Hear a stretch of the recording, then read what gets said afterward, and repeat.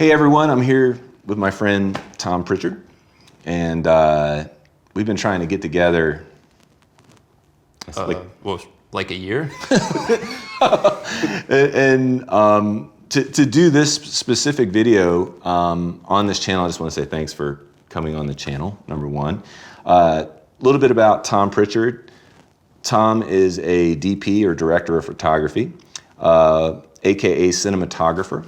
He also does a lot of professional level commercials, industrial, corporate type shoots, and has a wide range of experience I'll let him speak to. But we thought it would be a good idea to just get together and talk a little bit about the impressions of a sound mixer on set from a DP's perspective that does the kind of work that Tom does. The first time we worked together was 2012 on a TV project, a small TV. Was it called Popped? Yes, it was called Popped. I think that's a network, or is that a show? Or that was the show on, okay. I don't know, what, VH1 or something? Yeah, and we met, and I was the sound mixer, sound person on set, and he was the DP, and we had a producer. Mm-hmm. And since then, Tom has called me for his projects, thankfully, and we've worked together throughout the years on the different types of projects that he's working on. And one of the things that occurred to me is that a lot of the times I'm not getting necessarily the call from like the producer. I would get the call from Tom. And how often would you say in your experience, when you are working on a project, do the producers ask you, hey, do you know a sound person or someone you prefer to use?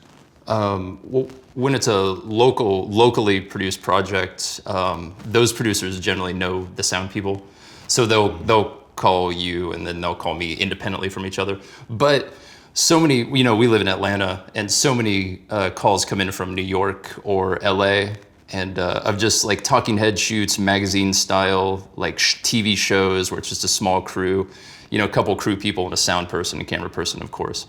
Those calls, I would say almost 80% of them, they get in touch with me. Are you available? Sure, yeah, let's do it. And do you know a sound person? So many of those calls, they're asking me for the sound person. So that being said, what's your typical process for like when choosing a sound person? Like how do you go about finding a sound mixer for your set? I guess just personality. I'll listen to finished products like commercials or industrials sometime and be like, that's good sound. Michael Wynn makes good sound. Other sound people in town that sounded great. But for the most part, like a camera person to make the recommendation, they just want to know you're professional. The more like we kind of don't see you or don't even really know what you're doing, if you're just sitting over at your sound table and it looks like you're just straight up chilling, and that's fine. That's so much better than like the sound person running around, kind of like always being in the way, setting up, getting the boom stand in there before a single light gets set up. Yeah, when we were talking about doing this, you mentioned that, and I thought that was a really good point. Elaborate on that. So obviously the sound mixer or recordist comes to set to work with you as a part of a crew on a project, and they have a job and you have a job. So when it comes to like C-stands and just, let's say we're doing simple interviews where we have a boom on a C-stand. Talk to me about how is that in the way? So they understand what it is that you mean by that. I'm sure a lot of your viewers work on shoots where it's essentially like a interview and B-roll. Even when you get to a higher level in your career, you're still going to do a ton of those. There's no shame in doing like interview B-roll shoots. That's most of what I do is probably that essentially. So, we've all done shoots like that where, you find the shot, you get talent or a stand-in, you get your chair set up for them to sit in, and you get a stand-in, usually just someone on the crew, to go sit in, you're like figuring it out. So, and a big no-no, I think, from a sound perspective, in my opinion, is like right when you get that person to like sit in the chair so we can frame up the shot, boom, that C-stand with the boom pole is going in instantly. It's like what? Because almost 100% of the time, that's where we're gonna put the key light. So can you move the C-stand out of the way? It's like, so the best sound people, they're just like water. It's like we get our stuff set up, and they just kind of quietly get their stuff set up. We hardly know they're even there. We're shooting the shit with them. We're joking around and stuff, but they're hardly ever in the way, and they just get their stuff together to the point where the best ones, like, they look like they're straight up chilling. I mean, they almost look like they're not really doing work. I know that means they're awesome. I think some producers may have the wrong idea of a sound person just chilling. Yeah, sure. But my experience is that means they're pretty awesome. And I like that you say sitting there chilling, because what's the opposite of that? Like, when you say you like it when they're sitting there chilling, obviously to me means they're prepared. Obviously, they've got a game plan. They came to set with their kit together. They're ready to go. They know what we're going to be shooting. Like, what's the anticipus? Like, what has been your experience on the other side? Oh yeah, good question. You do see a lot of commotion with the sound people that I guess aren't as good. I don't want to put them down too much, but I mean, I guess they're or just maybe less experience. Less experience. Yeah. Mm-hmm. There's just so much, I guess, commotion with what they're doing. There's perpetually adjusting, the mic and the stand and everything, and it's like our talent is sitting in a chair, and they're not moving. I don't understand all the commotion and stuff, and kind of like just perpetually bumping into the other crew people as they're kind of setting up their own stuff. Yeah. I don't know if did that answer your question? Of course. I mean, and I think one of the things, I can only really speak from my personal experience and what myself on set, and I now versus when I first started in my sound career, I spent a lot of time prepping and asking questions. I'd call you before a shoot, say, hey, Tom, what are we doing? What kind of cameras are we shooting on? And get a sense of what kind of equipment is going to be necessary. Yeah. Even after the producer may have said, oh, we need this, this, and this, I'll still reach out to the DP, especially on these smaller crews, like, hey, just to confirm this stuff. That does make me think of that we were talking about an out-of-town gig that I did. I won't name the city or the sound person, definitely, but we talked through email. I think just through email, the sound person just said, we'll have an Alexa Mini, and we'll need time code, and I assume that's all the info that they needed, and the sound person was like, cool, got it. So show up on set and get the Mini out, they get their time code box out and get up to the camera, and they're like, so this isn't BNC? It's like, no, it's not.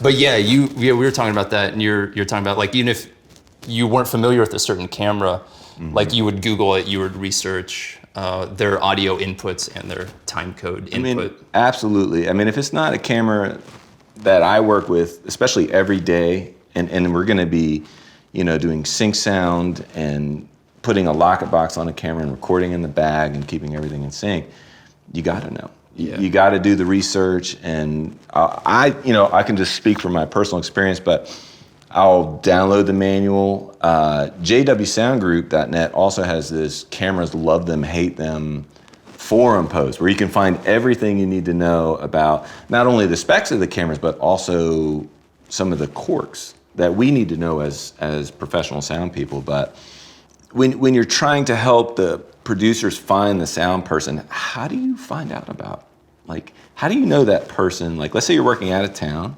I'm not available, and or someone here in Atlanta is not available that you like to use. How do you know that's going to be a good sound person for your project? I guess just when you call them and talk to him or her on the phone, and just they ask the right questions, and like, from my perspective, from a camera perspective, I just need to know, like, we're doing this type of shoot. Do you have 2 or 3 lavs and a shotgun mic and a mixer and you're able to record audio into your mixer. I mean, I assume that's every sound person, but I don't know. And the right time code input and and if we are gonna attach a sound to the camera, the right sound input to the camera. And so it's all just good questions and competent questions. And it sounds like what you're saying is that you can tell by the initial, we'll call it a meet and greet conversation, that the types of questions that the sound mixer is asking you is almost like their interview. Yeah. You're cueing in to their experience level just based on that conversation. Yeah, and it's totally fine.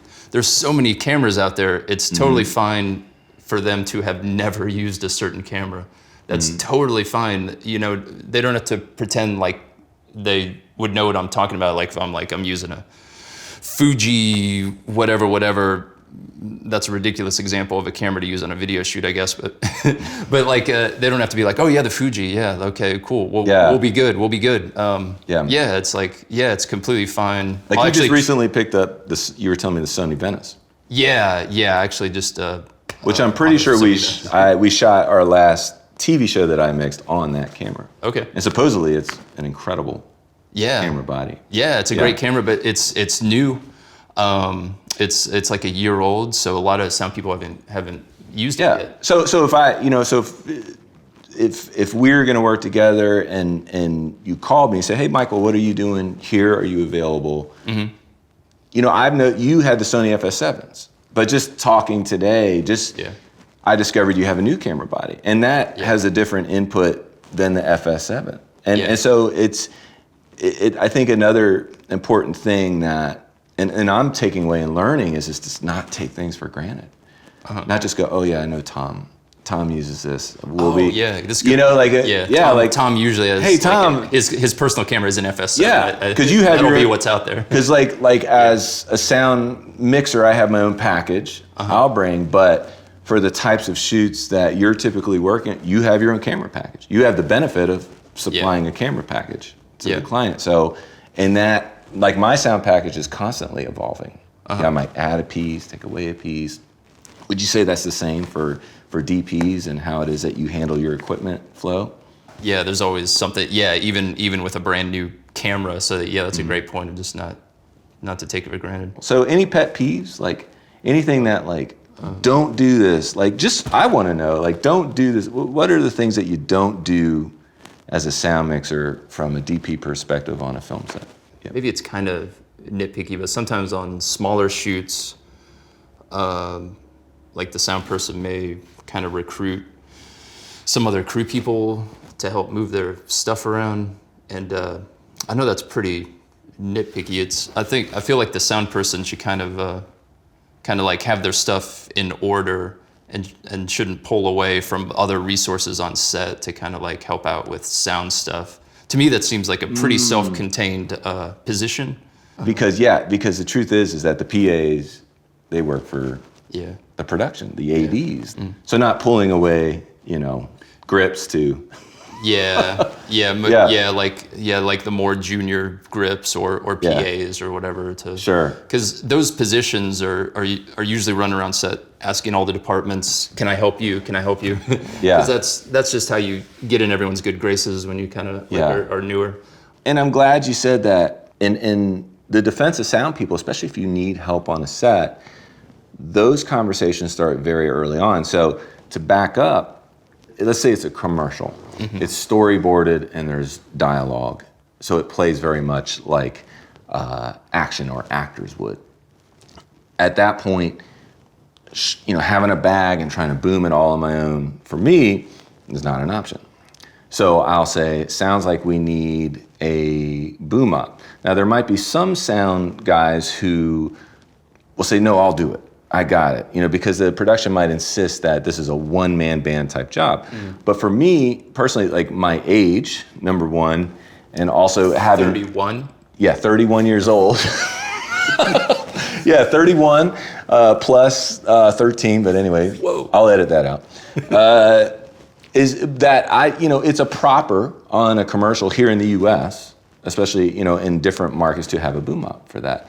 So if I show up on a film set and I'm by myself, and then I discover we're doing that, that means I didn't have those conversations. That's on me. Oh, okay. Yeah. And it's slippery because I wouldn't be being honest if I didn't say that I've looked at storyboards not thorough enough and showed up in circumstances where I realized I needed help and ended up having to do more than what I would normally like to do. And I think you can relate to this, I think, on small crews, is that asking for the help in determining the crew need that you need in the beginning is a very important process on coming on board the project. Because if it looks like the workload is going to be such in a way that you need a second person, you should absolutely ask for it. And it doesn't mean you'll always get it. But the risk is, and I find this personally, if I've ever been in a situation where I needed that second boom op or utility and didn't ask for it and didn't have it, it makes us as sound people look disorganized. Sure.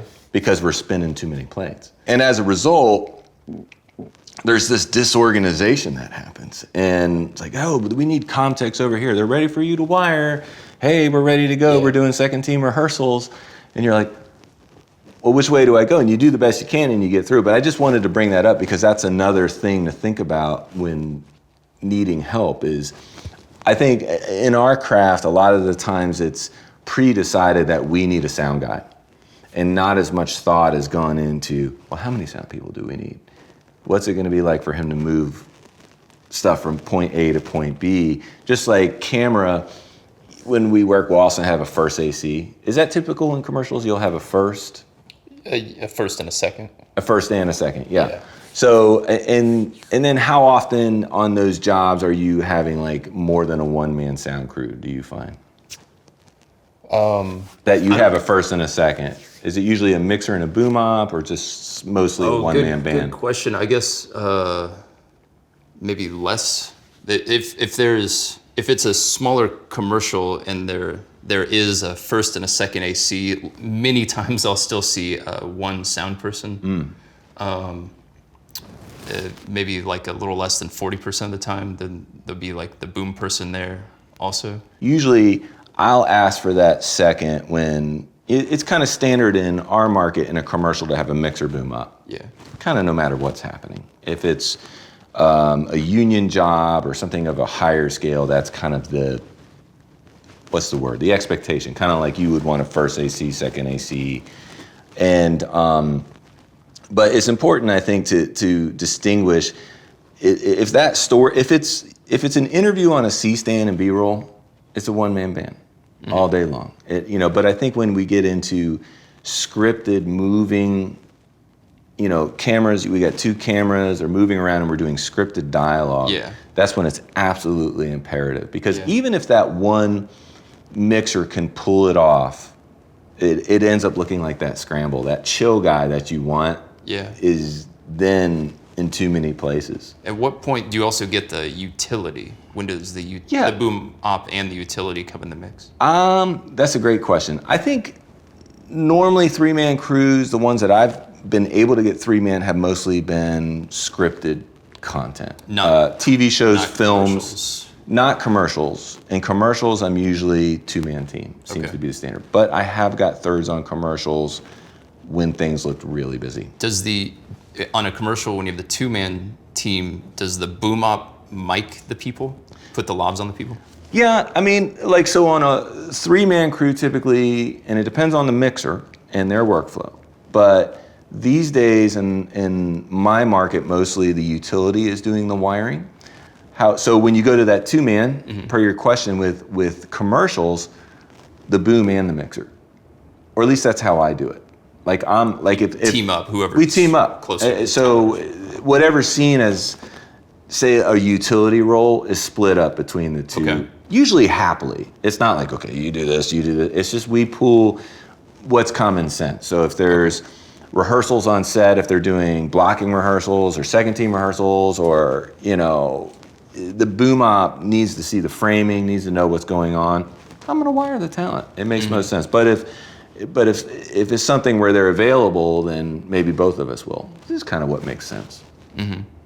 One of the things on a film set, working as a sound mixer on sets and sound is that show an interest in other people's crafts. You know, it's learn a little bit about what they're doing, and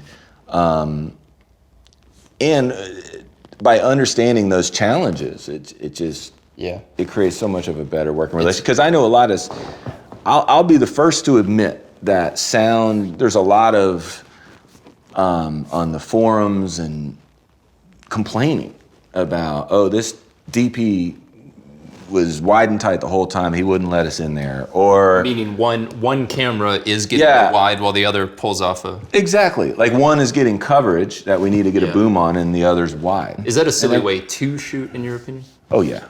I mean, it's. I don't want to lose all my subscribers in one video. To agree. Yeah, I mean, I typically prefer the wide master. Sure.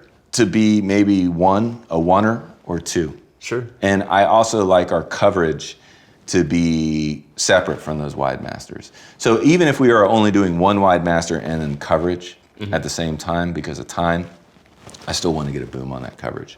Yeah. Or I want to do a plate on that wide master if the camera isn't moving. Oh, so to make sure you have your boom pole in there. Yes. Okay. Yeah, especially if it's a challenging situation where the wire is not working for some reason, whether it's a wardrobe thing or something like that. But yeah, I mean, absolutely. And I think understanding just the terminology and what you guys are trying to accomplish from a look perspective and having those conversations with you ahead of time is key. I've found as a DP, like when the sound person is having a sound problem through something related to our gear, like dimmers on the more old school lights make them hum. But so if the sound person comes up to me and they're like, they know exactly what light it is, they say, because you put that dimmer on your source 4 over there, I'm getting a little bit of hum. And like the fact that they knew the name of the light, like I know they're like, this is like the A game sound person, and I wanna bring my A game because I don't want like the sound person to actually like know more about light. So like I think that's good. Yeah. For you to kind of like know all the lights and stuff. Yeah. And then when you come to with an issue related to our gear and you name it by name and like we're like, oh yeah, let me get on that. Like, you've taken the time to know our stuff. Like that's really good. I will fix that for you. I'll get on that. Yeah. Yeah, that's huge, and I'm glad you brought that up because that makes a lot of sense. I really like that. I mean, I find that the more we know about the craft of filmmaking as a crew and what each other are dealing with, just the better the working relationship is. Because I think that just as much, going back to my conversation of talking about the complaining and the this, and sound is feeling like we're not getting what we need, and everyone else and camera is getting all of the love, is that really it comes down to understanding and respect and working relationships.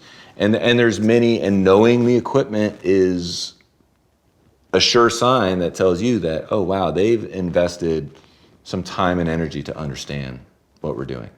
So it just gives mutual respect. Yeah. And I think that as sound guys, we're just as guilty as camera department is, or DPs are with sound, of not learning a little bit, because and I know my own personal experiences is that it takes things also not working, experiences that weren't so great, in order to go, what did I do? Yeah. But maybe I can try a different approach, because let's face it, I mean, I don't know about you, but most of the things I've learned on film sets have been just through the school of hard knocks sometimes. Like doing things the wrong way. Oh, definitely. And as you get more experience, you get a little less insecure, and it's easier to ask for advice and whatnot. Where you're scared to do that when you're a little less experienced. Like I'm to the point now where I'm limited by how much I know, my experience with lighting and whatnot, and but I know that I know a lot, so I'm secure. What I'm getting at is that so often, I'll be setting up a shot and I'll just look at the even the just first AC and be like what would you do different here? And more times than not, they'll look at you funny, like what? Wow. They're not used to hearing, but definitely, and then definitely same with the gaffer. Ask the gaffer, like, what would you do right here? And they're a little more inclined to offer up suggestions. The first AC isn't, but the gaffer pulls out the list. Well, I'm glad you asked. Yeah, glad you. But I mean, a lot of first ACs want to be DPs, and I'm totally fine with that. They're going to bring a certain skill set to the table, and I bring a certain skill set to the table. I don't view everyone as competition. I just think just the fact that they're in the camera department working as a first would tell me that they have a lot of knowledge about the craft. So I'm because like I said, I'm limited with my own experiences. Like they bring some experiences, and like I don't try to overdo it. I don't ask the first AC, what would you do for this whole lighting setup? I'm getting my own ideas for that, but there's just more through experience and knowing what you like and what you what you want to do. And I've started in lighting, grip electric type stuff, but it got to the point pretty quickly where it's like I wasn't that happy at all. I've always wanted to shoot, so I just started shooting. You get a lot of people telling you at first, it's like, oh, if you start, people know you're shooting, they're not going to hire you to do this. I'm like, but that's fine. If you're a shooter and you want to shoot, just shoot it. Don't worry about how like like that gaffer isn't going to hire you anymore if you're shooting, or